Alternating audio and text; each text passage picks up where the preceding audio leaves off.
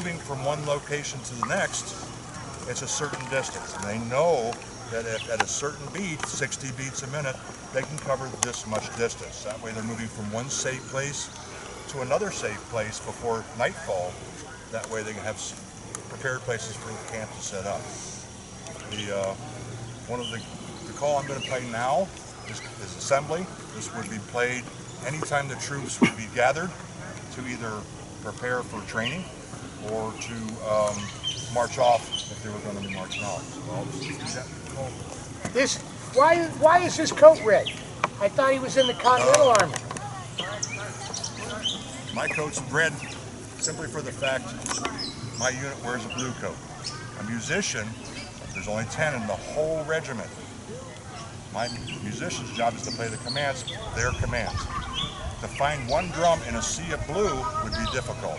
Every army at this period reversed their colors. So where their coat is blue, mine is red. Where theirs is red, mine is blue. The British Army did it, the French Army did it, the Germanic states did it, Spain did it. It was common practice at that time to reverse the colors for that very reason, to be found easily and quickly.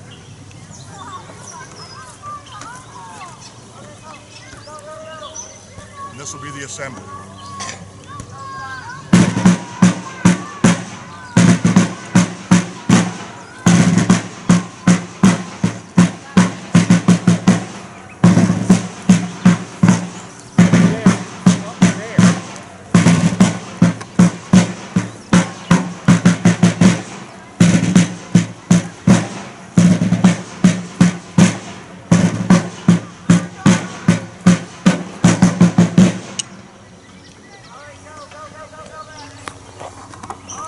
The soldiers know what those drum calls mean.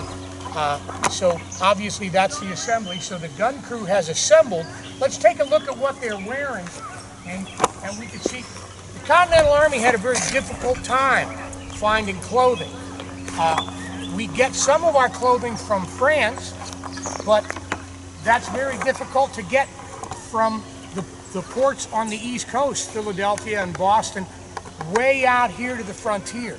So our uniforms are not as uniform as maybe some of the units that are on the East Coast. Most of the soldiers have on what's called a regimental coat. They're pretty much the same in all the uniforms of the Revolution except for color. So the British also wore regimental coats. All the other armies wore regimental coats, just of different colors. This soldier is a new recruit. He's still in the clothes he came from home. We will be getting him a uniform, but we don't know when. And this man is wearing a hunting shirt. General Washington told us, the unit commanders, to try to find hunting shirts if we didn't have enough regimental coats for our men. The men have on, everything underneath is what's called small clothes. You're dressed very oddly to be here. I don't understand. This must be a new style in this part of the country. None of you are wearing breeches and those short pants. Don't the flies get at your legs? Anyway, we have breeches. These are breeches. This soldier has breeches. These two soldiers have breeches. That soldier, myself, our drummer, have overalls.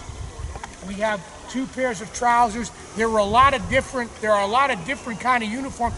The Continental soldier is lucky to have clothes.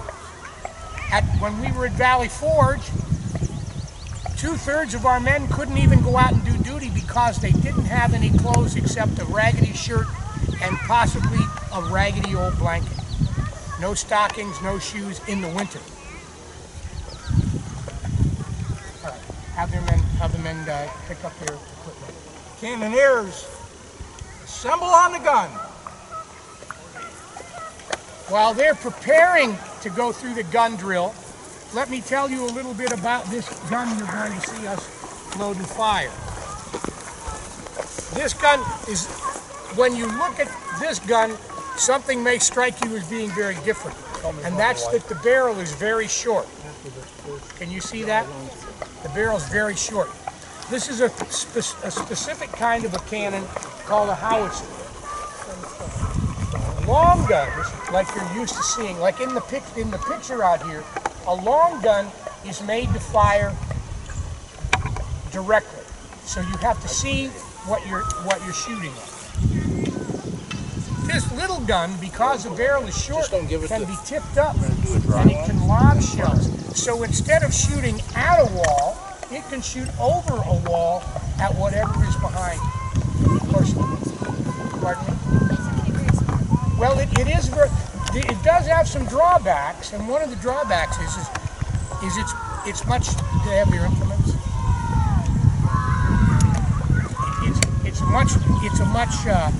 The range on this gun is much shorter. This is a 3-pound howitzer, and the range on it is about 600 yards. The range on a regular 3-pound gun is more than double that, about 1,250 yards. Yes. What about mortars? A mortar is made strictly for doing this, shooting over. This gun will also fire direct. That's a good question. And there are long guns, howitzers, and mortars. A howitzer is a combination of a mortar and a long gun.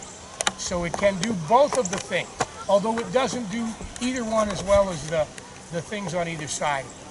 But now, I'm going to turn this over to the gun captain, and he's going to run through the Grun Drill, and they will explain to you what they're going to be doing and with each step. Captain? As he said, I'm the gun captain. This is my crew, and we're going to run through the drill. Show you folks how we load the gun.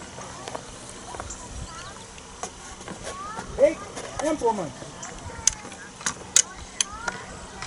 and your vent. When you tend the vent is a hole on the top of the cannon. This is a thumb star. I put this over the hole, which is the vent on top of the cannon, so no air comes out. It's for safe purposes. Search your piece. This corkscrew is called a wad hook. And what I am doing is searching for any remnants of a cartridge. Today we are using aluminum foil cartridges for safety because it makes it more fire resistant. Back then, in colonial times, they would use a linen or a silk bag as the cartridge. So when I insert this into the howitzer, I'm searching for any remnants of the existing cartridge that might be still lodged in the barrel and pulling that out. Sponge your piece.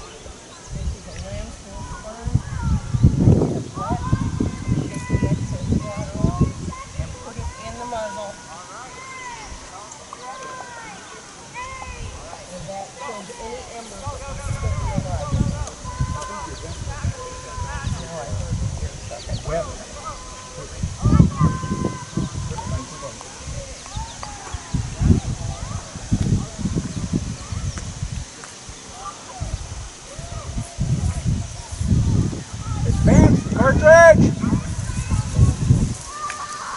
I have cartridges in this box, and I will go up to Dry fire.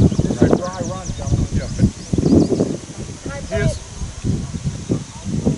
He's giving me a cartridge which I will put into this ladle.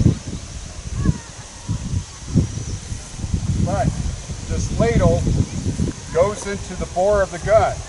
But this gun, a howitzer, in the back of the gun has a reduced chamber. That means it's smaller than the bore of the gun. So this ladle must fit into the back part of the gun where it's reduced chamber, and I find that, and I do a 90-degree turn of the shaft to drop the cartridge in that reduced chamber and withdraw the ladle. Ram cartridge! This is the ram. The smaller radial goes in the reduced chamber. Make sure the cartridge is good and tight in there. Retire! They retire back behind the muzzle because it's such a short gun. danger as it fires. Pick and prime! This is a brush made out of brass so it doesn't cause sparks. We put it in the top vent, the hole on top of the cannon, to make sure that it's clean. This is what makes the hole that's in the cartridge. You shove that through the hole on top of the cannon. It puts a hole into the cartridge.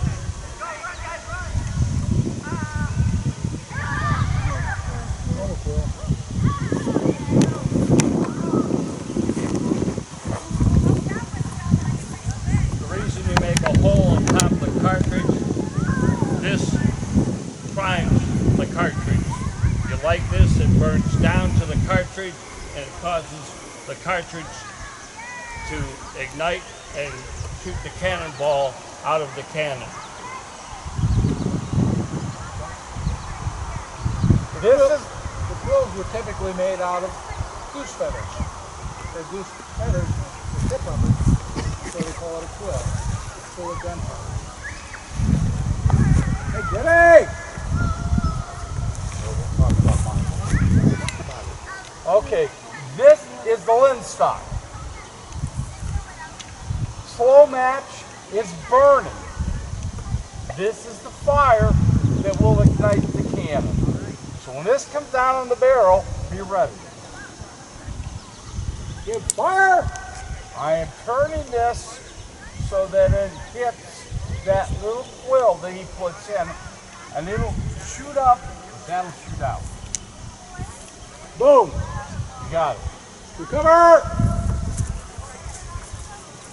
Now I'll ask you, because some of the visitors to the camp don't like loud noises, because the loudest things in the Revolution are church bells and cannon. So you probably don't want to see us shoot this cannon, do you? I do. All right, if you want us to shoot the cannon, raise your hand. All right, Captain. Send your vent. Search your piece.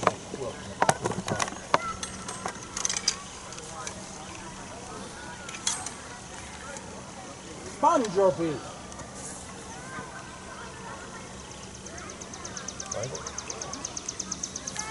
Advance the cartridge.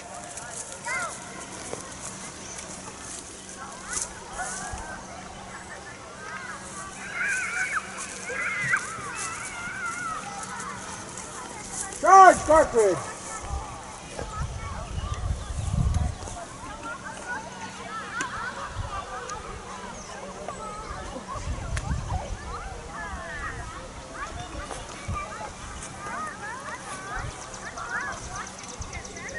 Ram cartridge.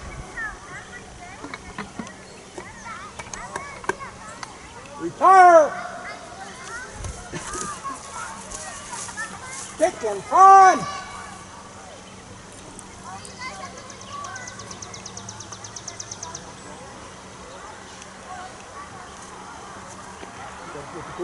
Captain, before he puts the quill in, can we rotate the gun on about 35 or 40 degrees? You can. So it's pointing out into the...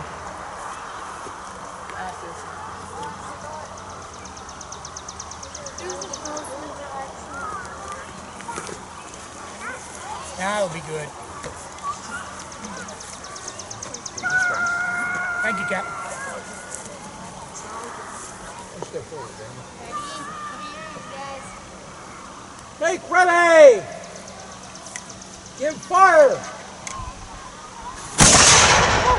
Recover! Wasn't that loud?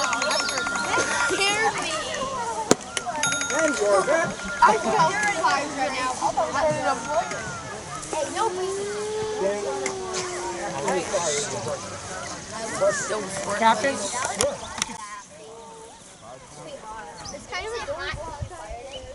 It'll be warm. Also, anything black will not come off your fingers, so I wouldn't be putting my fingers inside the muzzle because it'll be black. Yes, sir. Unless you like Cool, black on wasn't it? It's awesome. It smells like a swamp. Oh, is that something Yeah, to it was- rise in this? It's a bronze. It's a bronze piece. When you